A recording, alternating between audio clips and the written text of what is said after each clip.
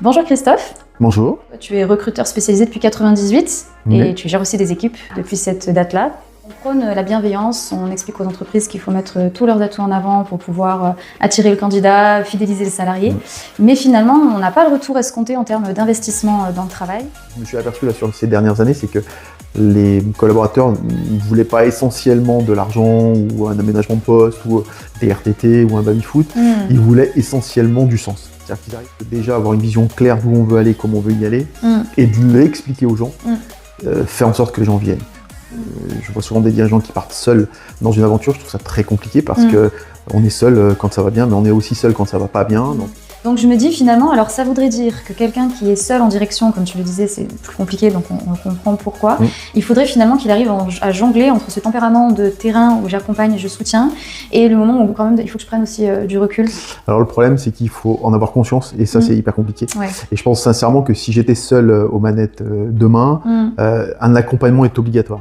En fait, tu me disais, mais nous, en fait, finalement, on va plus chercher le responsable d'agence, c'est plutôt lui qui vient à nous. Ouais, on croit beaucoup à la rencontre. Souvent, avec mon associé, on se dit, ça doit se faire parce qu'il y a la rencontre. C'est vrai qu'en recrutement, on aime bien dire, quand il y a un doute, il n'y a pas de doute. Exactement. Et on est pour le management très participatif, voilà, mais la limite du truc, c'est effectivement la sanction. Et donc la vraie différence, c'est qu'il y a une sanction qui est à l'image de l'autonomie qu'on peut leur donner. Qu'est-ce que tu dirais aujourd'hui à la jeune génération, les moins de 30 ans, qui rentrent vraiment dans la vie active? Je leur dirais, voilà, trouvez votre voie, respectez ceux qui mettent tout leur cœur et leur argent dans les entreprises pour vous donner du boulot. Tout à fait. Et puis le job, c'est pas secondaire. C'est un équilibre, je pense. Merci beaucoup Christophe, en tout Avec cas, pour plaisir. ton partage d'expérience. Bonjour Christophe. Bonjour. Bienvenue dans mon podcast sur les limites du management bienveillant. Merci d'avoir accepté mon invitation. Merci à toi.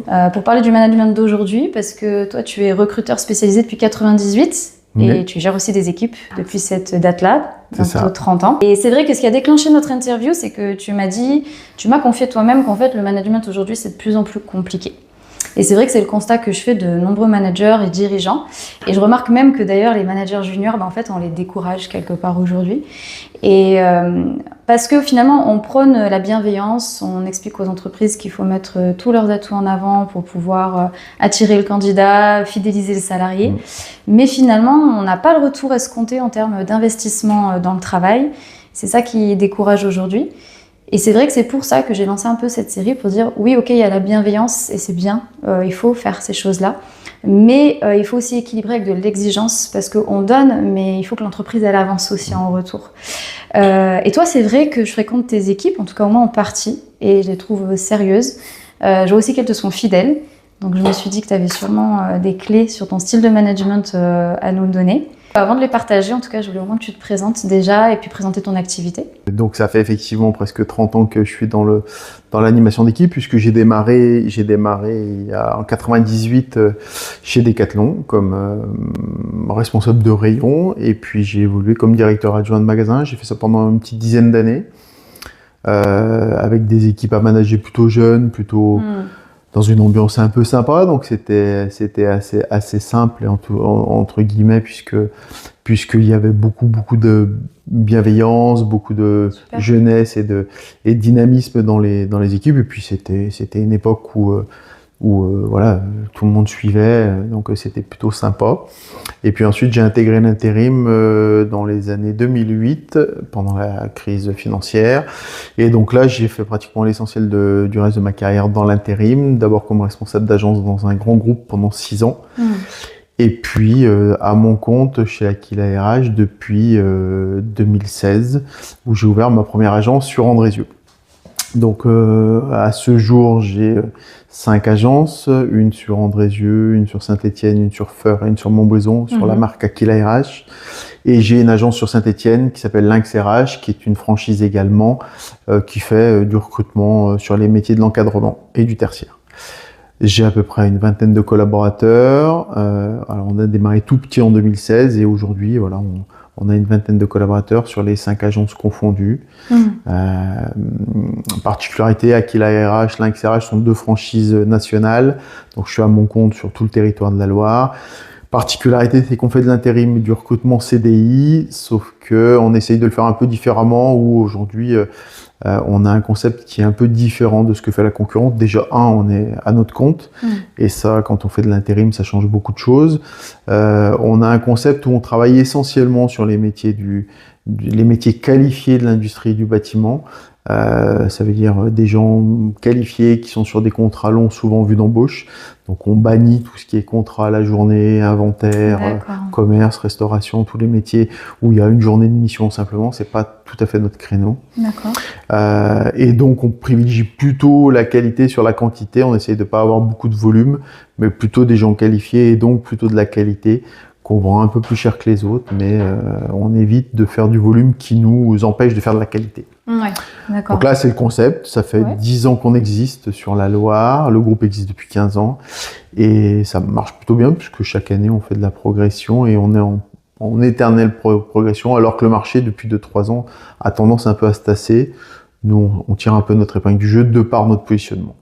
Ok. Voilà, donc avec des perspectives de stabiliser mes équipes, de stabiliser mes agences, pas d'obligation d'ouvrir de nouvelles agences, mais plutôt faire en sorte que les 5 agences fonctionnent bien et que les gens chez moi prennent du plaisir à venir travailler. C'est ça qui m'intéresse. Génial. Voilà. Et ce que je trouve sympa déjà dans ce que tu nous partages, c'est que tu as parlé déjà de bienveillance dès que tu as commencé finalement ton expérience professionnelle. Ouais. Et ça, je trouve ça bien de le rappeler qu'en fait, la bienveillance, c'est pas juste un concept pour aujourd'hui, pour les générations d'aujourd'hui. En fait, ça a toujours existé. On a toujours été à la recherche d'un bien-être quand même dans le travail, de relations saines et de trouver de l'intérêt finalement à ce qu'on fait.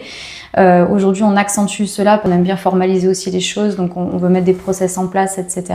Mais je trouve ça sympa en tout cas de le rappeler que ça a toujours existé. Alors ça a toujours existé, mais malgré tout, ça dépend aussi des entreprises. Moi, j'ai eu la chance de démarrer dans une entreprise hyper dynamique, hyper jeune, qui est dans la mouvance de allez, on se relève les manches et on est tous ensemble.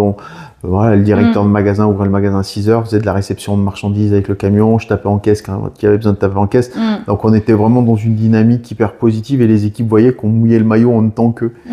Et pour le coup, ça entraîne, ça fédère aussi les équipes qui disent ok, on a des chefs, mais les chefs sont aussi là pour mouiller le maillot quand un samedi il faut ouvrir une caisse parce qu'il y a beaucoup de monde, on ouvrait des caisses quand il fallait décharger un camion qui était plein de marchandises l'hiver pour Noël.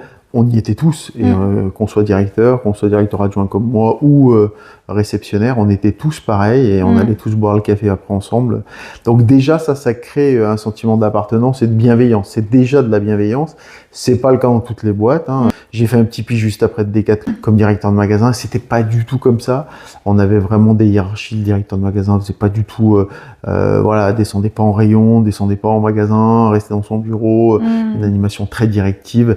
Donc ça dépend aussi de la mentalité de l'entreprise. Et moi j'ai eu cette chance de bosser dans une entreprise hyper moderne dans l'esprit, qui était à mon avis avant-gardiste sur la gestion d'une équipe, la gestion d'un collaborateur. Donc, voilà. Mais effectivement, ça a toujours existé, mais il fallait trouver la bonne entreprise à l'époque. Oui, bien sûr, où il y a une vraie solidarité, en fait, effectivement. Exactement. Et où, en fait, tout le monde a envie que l'entreprise avance. Donc, ce qu'il y a à faire, je le fais parce qu'il faut juste que ça marche, quoi. Donc, on y va, quoi. C'est ça. Et le manager est quelqu'un qui est entre les équipes et qui fait derrière les équipes. C'est pas quelqu'un qui est au-dessus des équipes et qui va donner les ordres et les autres vont effectuer. C'était pas comme ça qu'on voyait le management, mais c'était propre à Decathlon qui déjà à l'époque était comme ça. Donc ça m'a déjà mis le pied à l'étrier sur comment manager des équipes et ça tombe plutôt bien parce que j'étais plutôt dans cet esprit même avant de rentrer chez Decathlon. Donc ça collait parfaitement à ma personnalité. Donc ça c'est plutôt sympa. Ton point de vue, voilà. Super. Et c'est vrai que je trouve ça intéressant déjà ce que tu soulignes, c'est que le manager en fait il est là pour apporter du lien finalement, que tout le monde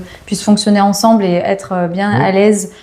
Pour le faire, c'est pas comme tu dis quelqu'un qui va être au-dessus, qui va donner des ordres et puis voilà. Alors après ça dépend des structures, de la dynamique et plein de choses, mais en règle générale, en tout cas, le manager est là pour ça, pour fédérer, pour accompagner. C'est vrai que comme je disais déjà dans le podcast précédent, finalement le manager c'est quelqu'un qui va beaucoup communiquer en fait, principalement. C'est aussi d'ailleurs le rôle des RH. Souvent on voit les RH comme des personnes qui font des papiers, les contrats, les choses comme ça, mais en fait elles viennent en soutien justement au manager pour fédérer les équipes, leur donner les moyens, les accompagner dans ces choses-là. Donc c'est vraiment pour moi en tout cas, des postes qui sont importants pour la durée, la pérennité de l'entreprise, pour éviter les turnovers, fidéliser. Enfin, ça fait partie des ancrages en fait à avoir. Et justement, donc toi, tu disais qu'en 10 ans, tu es passé de... Alors, quand tu as démarré... On était 2. Vous étiez 2 avec ton associé. Et puis en 10 ans, 5 agences, 20 salariés. Donc, donc, du coup, ça fait des agences, en tout cas, à ouvrir régulièrement. Donc, il faut se renouveler, il faut recruter, il faut transmettre l'ADN. C'est quand même des challenges, en plus de continuer de faire tourner l'activité, les clients qui sont là et qui veulent, des candidats qui veulent recruter, etc. Donc, finalement, au bout de ces 10 années, et puis bon, avec aussi ton expérience d'auparavant, mais qu'est-ce qui a fait ta force, votre force avec ton associé? Alors déjà l'association, mais bon, ça, on n'est pas dans le management, mais l'association c'est toujours un moment important quand on est 2. Donc j'ai eu la chance d'avoir une associée, qui est différente de moi en termes d'organisation, de travail, de management et autres, et donc on est très complémentaires. Donc je pense que l'association change beaucoup de choses dans la création d'une entreprise. Je vois souvent des dirigeants qui partent seuls dans une aventure. Je trouve ça très compliqué parce que on est seul quand ça va bien, mais on est aussi seul quand ça va pas bien. Donc, dans la prise de décision, dans les problèmes qu'on peut avoir au quotidien. Donc, je pense que ce qui a fait la force aussi, c'est d'être parti à 2 sur 2 personnes qui se connaissaient d'avant, qui étaient très complémentaires. On se ressemble pas et ça nous va bien. Par contre, on a la même vision. Et après, ce qui a fait la réussite, c'est effectivement la vision et le sens qu'on donne à nos équipes. C'est-à-dire qu'effectivement, pour pouvoir durer dans le temps, à mon sens, il faut avoir une vision et s'y tenir. Une vision sur ce qu'on veut faire, où on veut aller, comment on veut y aller. Bien sûr, il faut être agile en fonction des événements externes, de la conjoncture, des équipes, mais toujours avoir une vision claire et précise qui est comprise des gens. Ce que je me suis aperçu là sur ces dernières années, c'est que les collaborateurs ne voulaient pas essentiellement de l'argent ou un aménagement de poste ou des RTT ou un baby-foot. Ils voulaient essentiellement du sens. C'est-à-dire qu'ils arrivent dans une entreprise et comprendre le sens de cette entreprise, comment elle se positionne dans son environnement, quel est le cap, où est-ce qu'on veut aller, quelles valeurs on dégage au sein de l'entreprise. Et ça, je pense que quand on parle de bienveillance ou de conserver ses collaborateurs, je pense que déjà avoir une vision claire d'où on veut aller, comment on veut y aller, et de l'expliquer aux gens, faire en sorte que les gens viennent. Moi, souvent, j'ai des collaborateurs qui m'ont dit on est venu chez toi parce que on voit des vraies valeurs et on voit le cap et le sens que tu veux donner au métier du recrutement ou de l'intérim, mais également de la relation entre nous au quotidien. Et donc ça, c'est important. Voilà. Après, il y a la qualité du recrutement. On s'est trompé régulièrement, mais on a toujours recruté des gens qui n'avaient pas un profil type. Et donc je pense que c'est ce qui a aussi fait notre force, et qu'on a été capable de prendre des gens qui venaient de tout horizon. Au contraire, on s'éloignait des gens qui étaient très stéréotypés intérim, pour justement prendre des gens qui venaient de la vraie vie, de l'entreprise, quel que soit leur parcours. On a eu des responsables de boulangerie, on a eu des formatrices, on a eu des responsables de boutique, on a eu des alternantes RH, on a vraiment eu des jeunes, des anciens, ma plus ancienne collaboratrice à 56 ans, ma plus jeune à 23 ans. Et on s'est toujours dit que ce qui était important, c'est les savoir-être, le potentiel, et pas forcément la capacité à faire de l'intérim, du recrutement. Et donc ça, je pense que ça a beaucoup joué, parce qu'on s'attache beaucoup à la personnalité du collaborateur, et la capacité à s'intégrer dans une équipe et être au centre du service client. Bon. Alors on s'est trompé, il nous est arrivé de recruter des collaborateurs et de s'arrêter. Non pas que c'était pas des bonnes personnes, mais elles n'étaient pas faites pour ce métier. Donc c'est souvent ce qu'on leur dit. On leur dit, on est d'ailleurs triste de s'en séparer, parce que c'est des bonnes personnes, humainement parlant, en termes d'état d'esprit ou autre, mais elles sont pas compatibles avec notre métier. Elles sont pas faites pour ce métier-là. Donc c'est pas grave. Le tout, c'est de le savoir et de leur dire. Ce qui fait la force, c'est de recruter quand même des gens un peu différents du contexte intérim classique. Et c'est intéressant parce que finalement, cette différence, comme tu le disais, elle est déjà dans la personnalité de ton associé et la tienne. Vous êtes 2 personnes différentes, mais vous êtes arrivés à vous entendre parce que, et la deuxième clé que tu as donnée, moi je vais le résumer en un mot, parce qu'il y a un cadre. En fait, vous avez une vision, vous savez où vous allez, vous savez comment vous y allez, donc il y a un cadre qui est posé et qui fait que vous 2, déjà, vous allez pouvoir vous driver là-dedans, et puis ceux qui vont se joindre à vous comprennent très clairement le cadre, ok, on y va. Donc, c'est pas de, comme tu disais, mettre des baby-foot et voilà, en mettre plein les yeux. Mais c'est vraiment déjà de donner une vraie direction et on sait que si je m'engage, c'est pour aller dans cette direction et ça me va. Donc ça, je trouve ça intéressant. Et quand tu parlais justement de vous deux, vous êtes deux personnalités différentes et ça match. Alors, qu'est-ce qu'il y a dans cette différence qui fait que au sein d'Aquila RH, ça fait fonctionner l'entreprise en fait? Qu'on soit déjà deux personnalités différentes au sein d'une entreprise comme la nôtre, qui fait du RH, du recrutement, c'est aussi de se dire que on détient pas seul la vérité. Tu l'as dit, on a écrit un projet avec mon associé, avec une vision et puis des valeurs. On s'y tient, mais dans le concret, il y a des ajustements à faire, il y a des choix à faire, il y a des orientations à prendre parfois. Et quand on est deux, justement, cette complémentarité fait qu'à un moment donné, il y en a un qui a plus d'idées que l'autre, il y en a un qui a plus le moral que l'autre. On l'a vu pendant le Covid en 2020 où mon associé, ça a été plus difficile pour elle cette période de confinement, où moi j'ai pris le lead par rapport à l'animation d'équipe, le fait de conserver l'activité, de mettre tout le monde en télétravail, mais de continuer à faire des réunions en visio, voilà. Et à l'inverse, quand on est sorti de confinement, c'est plutôt moi qui ai eu un coup de mou, où effectivement, voilà, ça m'avait un peu rincé. Et elle a pris le lead en disant, OK, maintenant c'est à moi de prendre les... Donc voilà, la complémentarité, c'est aussi ça. Et puis, quand ça va pas bien, on a deux cerveaux qui fonctionnent pas tout à fait pareil.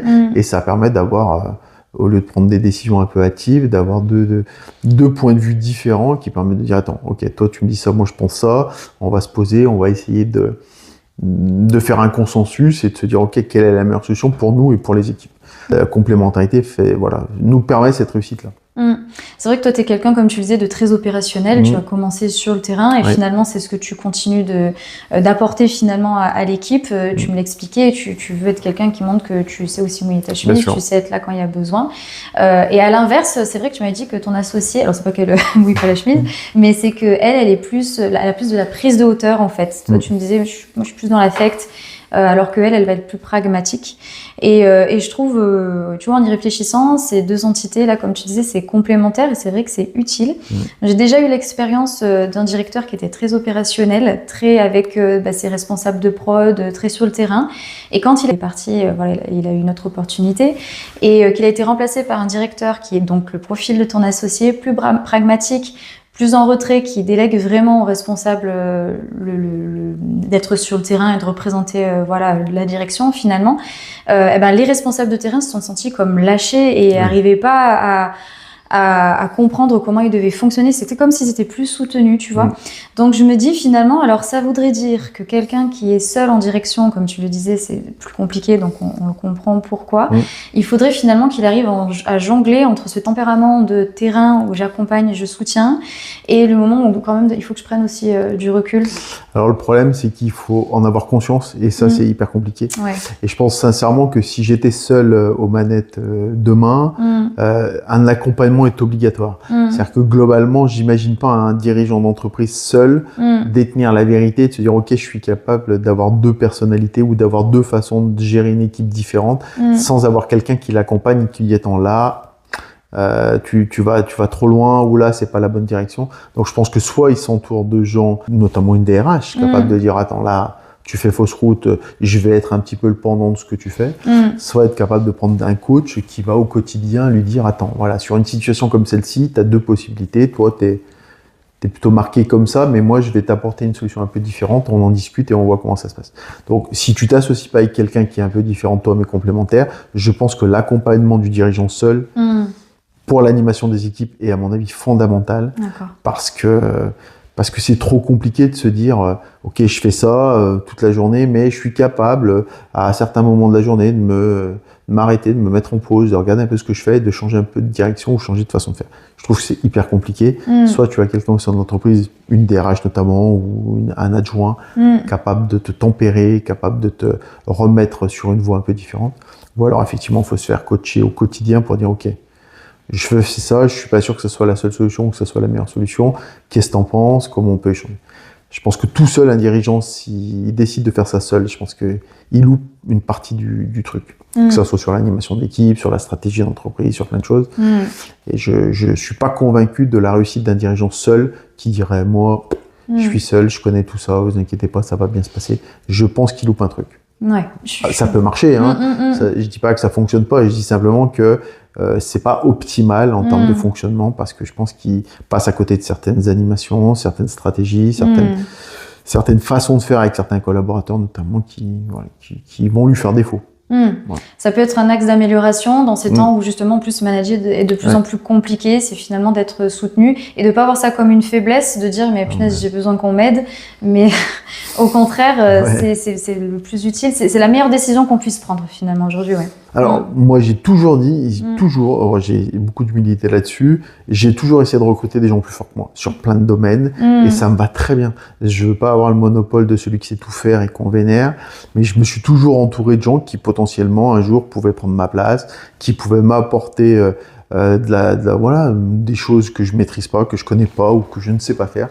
Donc j'ai toujours fait en sorte de prendre des gens à potentiel, des gens plus forts que moi sur certains domaines et ça me va très bien. J'ai pas de problème avec quelqu'un qui va m'expliquer comment faire certaines choses alors que je sais pas les faire, alors que c'est mon collaborateur. Ça me pose aucun problème. Au contraire, je trouve que c'est enrichissant pour moi, c'est enrichissant pour lui. C'est aussi comme ça qu'on fait en sorte que les gens restent avec vous parce que ils se disent ok, j'ai une vraie valeur ajoutée, je suis pas simplement là pour exécuter, je suis aussi là pour apporter ma pierre à l'édifice. Et j'ai un dirigeant qui est capable d'écouter quand il se trompe ou quand il sait pas, des gens qui savent. Donc ça me va bien et j'ai toujours fonctionné comme ça. Mon associé, c'est pareil. On n'a pas la prétention de dire, ok, c'est nous qui savons, vous êtes là pour exécuter, pour intervenir. Donc ça va aussi dans le sens de je conserve mes équipes ou parce qu'on leur laisse la liberté de dire, exprimez-vous, apportez-nous des choses qu'on ne sait pas faire ou des nouveautés ou des autres idées et ça, c'est plutôt intéressant. Vraiment. Voilà. C'est vrai que récemment, je l'ai publié dans un post parce que je l'ai lu et je trouvais ça très intéressant. Il y a une étude qui a été faite à Harvard et qui soutient que justement les meilleurs leaders sont ceux qui posent 2 fois plus de questions que la moyenne. Parce qu'en fait, ils s'enrichissent du point de vue finalement des autres. Et déjà, ils préparent une adhésion à ce qui va se passer parce qu'en fait, on échange nos points de vue. Donc finalement, les équipes, elles se sentent impliquées. Elles ont enrichi le manager, le responsable de leur propre point de vue. Et puis derrière, ce qui va en découler, ça va être finalement une fusion un peu de toutes ces idées, de tous ces points de vue. Donc ça embarque tout le monde assez plus facilement en fait. Donc c'est vrai que l'échange est vraiment important et comme tu dis, du coup quand on est seul aux manettes, prendre quelqu'un d'extérieur ou un adjoint ou un DRH, c'est vraiment utile ce binôme.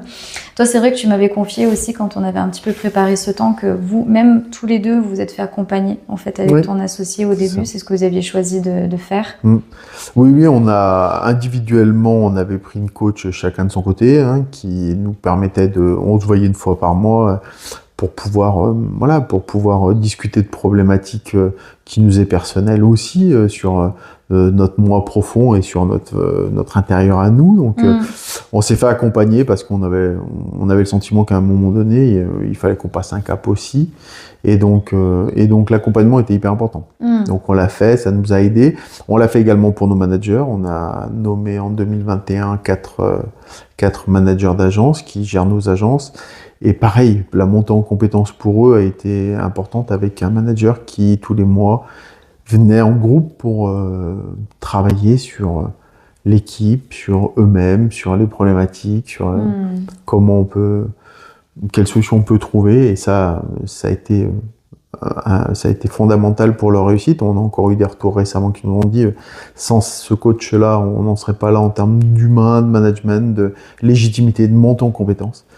Et donc voilà, donc à chacune des strates, effectivement, l'accompagnement est important. Et on préférait que ça soit un accompagnement externe plutôt que nous, parce que ça permettait d'avoir une vision externe à notre entreprise, ça permettait un partage d'expérience plus important avec ce qui se passait ailleurs, qu'on n'a pas spécialement nous, dont on n'est pas au courant nous. Donc c'était hyper important. Et vous êtes fait, donc ton associé et toi, accompagné pendant combien de temps ? Une bonne année. Lorsqu'on a commencé à monter en puissance, qu'on a commencé à ouvrir plusieurs agences, on sentait qu'effectivement, en termes de stratégie, en termes de positionnement, en termes de pilotage d'équipe, il fallait absolument qu'on soit accompagné, donc on s'est fait accompagner. D'accord, pendant un an, à raison de C'était une fois par mois, je crois, de mémoire. Voilà. Ok, super. Donc, à peu près 12 séances pour prendre des bases solides. Exactement. Pour poser le cadre, comme je disais, pour pouvoir avancer avec assurance, en fait, dans la vision que vous aviez, poser les jalons. Voilà. Et donc, votre équipe, elle, c'est à quelle fréquence? Comment ça se passe? C'est tous les mois. C'était tous les mois. Alors, ça a duré pendant 3 ans. On a stoppé cette année, mais on va reprendre, là, début de l'année prochaine. Et pendant 3 ans, de 2021 jusqu'à fin d'année dernière, à raison d'une fois par mois, une demi-journée par mois, en groupe, le quatre manager plus le coach venait pour parler de problématiques et donc de faire d'un cas précis un cas plus général pour l'ensemble des équipes pour voir un petit peu comment chacun aurait réagi, quelles solutions on peut apporter, comment on peut améliorer cette problématique. Et donc ça a duré pendant 3 ans et on va repartir avec parce que je pense que c'est bien. C'est important. Ça a un coût, mais c'est indispensable. Et vous voyez vraiment le retour sur votre investissement et c'est un investissement qui est important en termes de durée, comme tu dis, en termes de coût, mais c'est très bénéfique pour l'équipe. C'est indispensable. Pour nos managers, c'est indispensable. On a fait cette coach a fait également des sessions de formation auprès de nos équipes au global, qui était plus sur un domaine plutôt commercial, ça s'est très bien passé, mais pour nos managers, on était vraiment sur l'aspect management, résolution de conflits, vision, pilotage d'équipe, voilà. Donc là, c'était très, très bénéfique. Ouais, super. Voilà. Et donc, au final, je voulais te poser la question du cadre, comment vous l'avez travaillé, mais alors c'était aussi durant cet accompagnement qui vous a permis de poser de bonnes bases? Alors, en fait, quand tu démarres et que tu es petit, tu ne poses pas la question du cadre, tu es dans l'opérationnel, tu es à fond, tu es tête baissée, tu fais les mêmes tâches, les mêmes missions que tes équipes. Et puis, plus tu grossis, tu ouvres une 3e agence, tu recrutes plus de monde, tu ouvres une 4e agence, tu nommes des responsables. Et donc, tout ça nous a forcé à nous poser, dire, OK, on va moins être dans l'opérationnel. Donc, ça veut dire que les équipes vont pas spécialement nous suivre au quotidien comme elles nous ont suivis, parce que les premiers temps, en 2016, j'étais 100% avec elles. Elles avaient juste à observer ce que je faisais et comment je le faisais et faire un peu de mimétisme pour monter en compétences. Et puis, quand tu commences un peu à grossir en termes d'agence et de collaborateurs, t'es plus autant dans l'opérationnel, t'es plus dans l'accompagnement et la montée en compétences sans être sur le terrain 100%. Et donc, il a fallu écrire un cadre et c'est à ce moment-là qu'on s'est dit, OK, on va devenir de plus en plus important en nombre de collaborateurs et en termes de volume d'activité. Il est important qu'on pose un cadre et qu'on explique ce cadre et le sens de notre projet pour justement, vu qu'on n'est pas au quotidien avec nos 20 collaborateurs, que tout le monde connaisse ce cadre et ce projet pour qu'ils se l'imprègnent et que nous, on soit simplement là en accompagnement régulièrement pour dire, OK, attention, t'es pas dans le cadre, ou attention, rappelle-toi, notre projet c'est ça, là t'es en train de dévier, c'est pas forcément ce qu'on souhaite faire. Voilà. Quand tu commences à prendre un peu de taille, il faut absolument poser un projet et dire, OK, nos valeurs c'est ça, notre projet à 10 ans c'est ça, voilà comment on va y aller. Et ensuite, que tout le monde puisse, dans ce cadre-là, avoir une grande liberté d'action. C'est ce qu'on essaie de faire. C'est-à-dire qu'on pose un cadre qui est précis et à la fois qui permet quand même de pouvoir être très autonome et avoir beaucoup d'initiatives au sein de ce cadre. Et donc, on demande à chacun, justement, d'être très autonome et d'avoir une grosse initiative, tout en restant dans un cadre qui est assez large, mais qui a le mérite d'être très précis en termes de finalité. Et donc, ce qui fait que les gens sont épanouis, c'est qu'on fixe le cadre et eux peuvent, en toute autonomie, naviguer dans ce cadre en termes d'organisation de temps de travail, en termes d'action, quand est-ce que je l'ai fait, à quel moment de la journée, comment je l'ai fait. Voilà. Donc ça, il n'y a pas de souci là-dessus, puisqu'ils restent dans le cadre. Il y a une vraie confiance en fait qui est installée entre les associés et les personnes, les responsables d'agence qui sont sur le terrain. Ouais. L'avantage, c'est qu'on fixe le cadre, on est pour le management très participatif, mais la limite du truc, c'est effectivement la sanction. Et donc la vraie différence, c'est que il y a une sanction qui est à l'image de l'autonomie qu'on peut leur donner. On leur laisse de l'autonomie, on leur fait une confiance totale. Dès que le cadre est dépassé, à ce moment-là, effectivement, le revers de la médaille, c'est qu'on ne revient pas en arrière. Et c'est ce qui est gagnant-gagnant, ils le savent. Voilà, c'est qu'ils connaissent les limites du système, finalement. C'est qu'il y a une confiance qui est là il faut arriver à la tenir en fait des deux côtés. Et justement, c'est vrai qu'on parlait de votre façon aussi de recruter qui est intéressante pour pouvoir, comme tu disais, avoir des profils qui sont d'univers divers et variés parce que vous aimez cette richesse de la différence. Ça va apporter des points de vue différents mais enrichissants pour votre entreprise. Et en fait, tu me disais, mais nous, en fait, finalement, on ne va plus chercher le responsable d'agence, c'est plutôt lui qui vient à nous. Ouais, souvent quand on cherche quelqu'un pour recruter pour une de nos agences, on essaye de voir qui est spontané. Dans notre façon de recruter, on regarde comment se positionnent les gens. Si c'est eux qui viennent à nous en disant « votre métier m'intéresse, j'ai vu avec vos collaborateurs, ils m'ont expliqué ce que vous faites, ça a l'air super intéressant, j'aimerais bosser pour vous », on sait que sur le long terme, ça va sûrement marcher. D'accord. Alors qu'à l'inverse, quand c'est nous qui voulons absolument mettre dans la tête de quelqu'un de nous rejoindre alors qu'il n'avait pas prévu de le faire, ça marche moins bien, statistiquement. Donc, on croit beaucoup à ça, au fait de dire « Ok, je suis en mode projet, j'ai pas subi le recrutement, je l'ai devancé et c'est moi qui ai envie de venir chez vous, c'est pas vous qui m'avez mis dans la tête de venir chez vous. » Et ça change beaucoup de choses. On a essayé les deux, hein, et statistiquement, ça marchait moins bien quand c'est nous qui disons « Tiens, je la vois chez nous, tiens, je vais lui poser la question. » Et au final, c'est très intéressant, ça marche moins bien que quand c'est elle qui dit « Ok, ça a l'air vraiment bien ce que vous faites, j'ai envie de venir. » Voilà. Super. Alors, en plus, ce qui est intéressant, c'est que quand même, le recrutement, c'est ta spécialité. Et finalement, même toi, tu dis, mais en fait, même finalement, quand je lance un process de recrutement, c'est pas 100% gagnant, quoi. Donc, c'est d'autant plus intéressant de quelqu'un qui est recruteur spécialisé de dire, mais en fait, c'est peut-être pas forcément non plus la méthode qui aboutit à 100%. Et à l'inverse, par contre, vous savez qu'il peut potentiellement y avoir un besoin et vous restez alerte de ceux qui peuvent se présenter avec une certaine volonté. Et ça permet de mesurer qu'il y a une vraie envie de se joindre à vous, à vos valeurs, à vos pratiques d'ores et déjà. En fait, ils y adhèrent déjà, quoi, finalement. Donc, c'est on croit beaucoup à la rencontre. Souvent, avec mon associé, on se dit, ça doit se faire parce qu'il y a la rencontre. Elle a développé, elle a ouvert avant moi en 2014.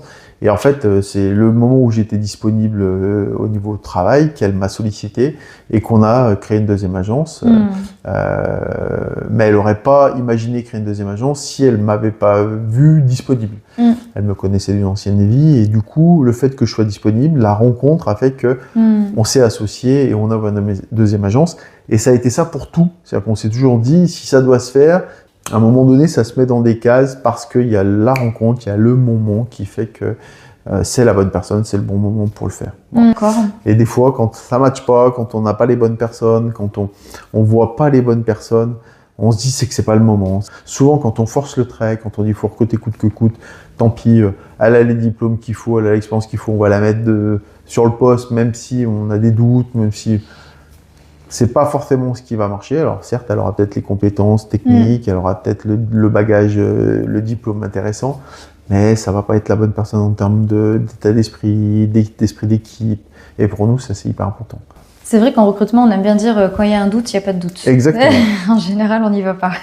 Et les fois où on a eu des doutes, alors c'est un peu paradoxal parce que vu qu'on recrute plutôt sur un état d'esprit, un savoir-être et une personnalité, c'est souvent des gens attachants qu'on embauche. Et des fois, on a des doutes sur les personnes, mais elles sont tellement attachantes qu'on veut leur donner une chance. Et parfois, on les accompagne 6 mois, 1 an, et on se remet en question. On se dit, tiens, ça marche pas, mais c'est peut-être pas que de sa faute. Ça peut être aussi de notre faute. On n'a pas tout fait pour que ça marche. On lui a pas donné toutes les clés. Donc, on se remet en question. Et puis, au bout d'un moment, on s'aperçoit que la personne n'est pas faite pour ce métier-là. Mais effectivement, le doute qu'on avait au début s'est confirmé à la fin, mais la personnalité des gens qu'on recrute fait qu'on maintient plus longtemps la personne en poste en se disant « Ok, il y a toujours quelque chose à faire et ça va marcher ». Et ça nous a desservi des fois parce qu'on aurait mieux fait de se séparer plus tôt et pour elle et pour nous. Ça nous aurait fait gagner du temps, ça leur aurait fait gagner du temps à elle aussi ou à eux. Donc voilà, donc quand il y a un doute, il n'y a pas de doute. On essaie de se l'appliquer maintenant. Là, récemment, on a embauché quelqu'un en CDD dans une de nos agences. Au bout d'un mois, on s'est aperçu que ce n'était pas la bonne. J'ai demandé à mon responsable, il m'a dit « J'ai un doute. » Ok, il y a un doute, il n'y a pas de doute. Je dis « Il faut y aller parce qu'on sait très bien qu'à un moment donné, dans 6 mois, on va se reposer la question et on aura perdu 6 mois. » Donc, mais on ne se l'est pas toujours appliqué parce qu'on sait qu'on embauche aussi des personnalités.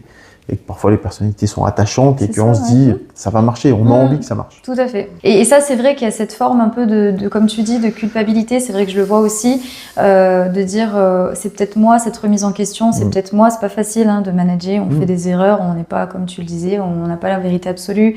On a des personnalités aussi différentes en face, donc des fois on se dit j'ai peut-être j'aurais peut-être dû être plus là, moins là, etc. Et finalement, on va laisser un peu passer le temps, et ça peut coûter vraiment aux affaires, à l'entreprise.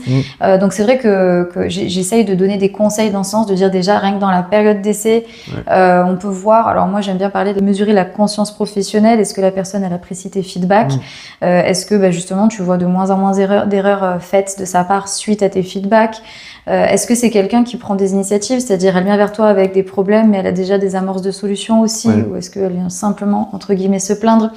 Parce qu'il faut quand même agir vite. Il y a des affaires qui sont en cours et qu'il faut pouvoir honorer. Et c'est ça le pendant qui fait que, comme tu dis, on peut vraiment apprécier la personne en plus. Mais d'un autre côté, il y a une entreprise à faire tourner. Après, la difficulté, ça dépend aussi de la nature de ton métier. Nous, on considère qu'à 1 an et demi, la collaboratrice ou le collaborateur commence à devenir autonome. Sauf qu'une période d'essai chez nous, c'est 2 fois 2 mois, 4 mois. Donc, ok, il y a des bonnes prémices, on se dit, ok, il y a quelque chose qui se dégage, ça va être plutôt sympa. Sauf que on sait qu'au bout d'1 an et demi, elle est autonome, mais pas avant. Donc, au final, on a toujours l'espoir que, effectivement, sur les 4 premiers mois, il y a des bons indices qui font dire que ça va être la personne qu'il nous faut. Et in fine, au bout d'1 an et demi, non, ça va pas matché parce que notre métier est plus complexe que ça. Et on n'arrive pas à tout déceler sur 4 mois. Il y a des fois des collaborateurs qu'on a gardés après les 4 mois qui étaient moyens et ça s'est révélé être performant après. Si on avait arrêté, finalement, on aurait fait une erreur. Et à l'inverse, il y en a qui étaient très bien pendant 4 mois et qu'on aurait mieux fait d'arrêter parce que ça n'a sur le long terme, ça va pas fonctionner. Voilà, bien sûr, on essaye de mettre en place le plus de précautions possible, mais pareil, c'est pas du 100% de réussite. On apprend avec l'expérience. Tu as raison sur le fait qu'il y a des signes non négociables. Les services, en tout cas, je parle pour mon métier, le sens du service client, la conscience professionnelle, la qualité qu'on veut y mettre. L'aspect relationnel qu'on peut avoir, ça c'est important. Si nous on voit que la personne est introvertie, qu'elle n'a pas un esprit d'équipe, on travaille en open space, qu'elle n'a pas un esprit d'équipe, qu'elle a toujours envie de s'enfermer dans un bureau pour travailler, tout de suite ça va être des signes qui doivent nous faire dire malgré tout ça ne marchera pas, il faut couper court. Ces signes-là ne nous permettront pas de toute façon d'arriver à l'attendu d'ici 1, 2, 3 ans, donc il faut s'en arrêter rapidement. Donc ça on le fait immédiatement. Voilà. C'est vrai que j'ai retenu une phrase aussi de notre préparation que tu m'avais dit, c'est que finalement, quand je te disais, finalement le collaborateur idéal, c'est quoi? Et tu me disais, c'est pas forcément celui qui a les meilleures compétences, mais c'est surtout celui qui va être honnête. C'est l'honnêteté, la transparence, la confiance, parce que comme tu dis, ça peut marcher un temps, puis plus fonctionner. Enfin, faut qu'on se dise les choses, Alors je me l'applique au quotidien, à moi, à mes collaborateurs, à mes enfants. Aujourd'hui, quelqu'un qui est très bon dans le métier sera pas forcément très intéressant pour nous si le reste n'est pas bien sur l'état d'esprit, sur le partage, sur l'image qu'il peut véhiculer à l'extérieur, sur la montée en compétences, l'entraide au niveau des équipes. Donc moi, je suis toujours très sceptique sur le très bon collaborateur, mais qui est pas dans les valeurs. Je préfère quelqu'un d'un peu moins bon avec un potentiel, capable de se dire ce gars-là, il part d'un peu plus loin, mais avec l'accompagnement, avec la montée en compétences qu'on va lui apporter, il va pouvoir atteindre l'objectif à plus ou moins long terme, mais il va répondre à tout ce qu'on souhaite en termes d'entraide, d'esprit d'équipe, de service client, de mentalité. Donc c'est vrai que dans le recrutement, j'aime pas trop les barons, les gens très forts qui font comme ils veulent parce qu'ils savent qu'ils sont très bons et qui se rendent pas dans la case équipe. On accorde une importance énorme à l'esprit d'équipe et à l'équipe. Donc vaut mieux quelqu'un d'un peu moins fort, mais qui va se révéler et qui va mettre un peu de temps à monter en compétences, mais qui a les bases de l'équipe, de l'entraide et de la solidarité et du service client, plutôt que quelqu'un qui est tout de suite très fort, très performant, mais qui va écraser tout le monde pour y arriver, qui va être très solitaire. Ça ne m'intéresse pas. Donc en termes de recrutement, je préfère recruter quelqu'un de moins fort, mais à potentiel, qui va s'intégrer vraiment dans le projet qu'on veut. Donc la priorité, c'est vraiment d'adhérer aux valeurs, au cadre qui a été posé, peu importe le niveau de compétence. Finalement, c'est le plus important. Exactement. Et ça, c'est intéressant, ouais. Voilà. Et qu'est-ce que tu dirais aujourd'hui à la jeune génération, les moins de 30 ans, qui rentrent vraiment dans la vie active? Quelle est l'évolution, justement? Tu me disais, voilà, manager, c'est de plus en plus compliqué. Pourquoi c'est de plus en plus compliqué? Et comment se comporte aujourd'hui cette jeune génération? Quels seraient tes conseils? Alors moi, le truc, c'est que quand j'étais à leur âge, j'avais qu'une envie, c'est bien faire et travailler. Travailler, avoir une reconnaissance et faire en sorte que le fruit de mon travail se traduise par une reconnaissance de ma hiérarchie, un meilleur salaire, une promotion. Voilà. Et donc, on avait ce goût de l'effort et ce goût de la hiérarchie pour dire, OK, si je travaille bien, je vais monter, je vais avoir une meilleure promotion, je vais avoir un meilleur salaire, je vais avoir une prime, et ça va me permettre de bien vivre. Aujourd'hui, j'ai un peu le sentiment que le travail est passé un peu secondaire, le goût de l'effort est un peu secondaire, et qu'on a tendance à vite zapper. Aujourd'hui, on est reconnu parce que on a beaucoup de followers sur Insta, plutôt que de savoir dans quelle entreprise on est, est-ce qu'on a progressé dans cette entreprise, est-ce qu'on apporte sa pierre à l'édifice à l'entreprise. De toute façon, si c'est pas celle-ci, ça sera celle d'après ou celle d'à côté, c'est pas très grave. Voilà, c'est une notion qui m'embête un peu parce que pour le coup, on s'identifie plus à l'entreprise, et puis le travail passe à côté et c'est secondaire. Et moi, je pars du principe que on peut avoir une vie épanouie à l'extérieur, et je souhaite que mes collaborateurs et moi-même ayons une vie épanouie à l'extérieur, mais ça passe par un travail enrichissant et épanouissant. Alors que j'ai un peu l'impression qu'aujourd'hui, je veux une vie extérieure épanouie, et le travail viendra après, c'est secondaire. Je pense qu'il faut quand même que les gens n'oublient pas que pour vivre correctement, que ce soit financièrement ou autre, il faut un travail enrichissant intellectuellement, mais aussi financièrement. Et je pense que les gens l'oublient. Les gens pensent qu'effectivement, la vraie vie, c'est de dire je pars en voyage, j'ai des loisirs, je fais plein de trucs à l'externe. Oui, mais pour faire ça, il faut pouvoir travailler, il faut pouvoir gagner sa vie. Bien sûr. Il faut pouvoir... Et le goût de l'effort est un peu perdu. Donc moi, je leur dirais, trouvez alors moi, je le dis à mes enfants, mais trouvez le poste le job qui vous intéresse, quel que soit le boulot. Moi, mes enfants, s'ils peuvent être plombiers, ils seront plombiers, et c'est génial. Donc, je les pousse pas à avoir un bac plus 5, je veux qu'ils trouvent un poste dans lequel ils disent tous les matins, je suis content de faire ce métier parce que c'est enrichissant, parce que je vois du monde, parce que j'apprends plein de trucs, parce que je m'éclate. Donc, la priorité que je dirais aux jeunes, c'est ça, trouvez votre voie qui vous éclate, mais il faut trouver une voie professionnelle. Il ne faut pas simplement dire je veux m'amuser et je verrai ce qui se passe au travail. C'est je trouve un job qui m'intéresse, quel que soit le job. Et ensuite, effectivement, ce goût de l'effort, ce goût du respect de la hiérarchie, de l'effort du dirigeant qui est fait pour tout mettre en œuvre. Et donc ça, je pense que c'est un peu perdu et ça, voilà, je trouve ça un peu triste. Donc je leur dirais, voilà, trouvez votre voie, respectez ceux qui mettent tout leur cœur et leur argent dans les entreprises pour vous donner du boulot. Tout à fait. Et puis, ayez le respect de tout ça. Voilà. Et que le job, c'est pas secondaire. C'est un équilibre. Je pense que ça doit pas être forcément au-dessus du loisir, mais ça doit pas être en dessous. Et aujourd'hui, tout à fait, c'est vrai. On a un peu l'impression que c'est en dessous. Et ça, c'est problématique. Oui. C'est problématique. C'est vrai que l'influence des réseaux fait que finalement on rêve un peu sa vie aujourd'hui et on voit pas tout le travail qu'il y a derrière. C'est aussi le piège, c'est que les réseaux sociaux nous montrent tout ce qu'il y a de beau, mais on voit pas tout ce que la personne travaille derrière pour créer du contenu, etc. L'effort qu'elle fournit elle aussi. Et en plus, on zappe très vite de vidéo en vidéo, comme tu dis. Donc du coup, on devient un peu une génération de zappeurs où on se dit c'est pas grave, je vais faire autre chose. Ouais, de zappeurs et plus le goût de l'effort. Je pense qu'il faudrait revenir sur un goût de l'effort important. Aller au travail, ça demande un effort. Gagner sa vie, ça demande de l'effort. Et il faut le faire. Autant qu'il soit fait dans un cadre agréable, avec un job qu'on a choisi, peu importe le job, mais ce goût de l'effort et de se dire, OK, je peux me payer cette voiture, je peux me payer ce voyage parce que j'ai bien travaillé, parce que j'ai progressé dans mon entreprise, parce que j'ai fait quelque chose de bien. Voilà. Aujourd'hui, on préfère dire, j'ai acheté cette voiture, mais j'ai pas travaillé, je sais pas comment je vais la payer, mais c'est pas grave. Je suis pas très fan de ça. Ouais, sur du long terme, ça peut pas durer, quoi, effectivement. Donc voilà, l'effort et le goût de l'effort pour les jeunes. D'accord. Merci beaucoup, Christophe, en tout cas, pour plaisir. ton partage d'expérience et tous tes bons conseils.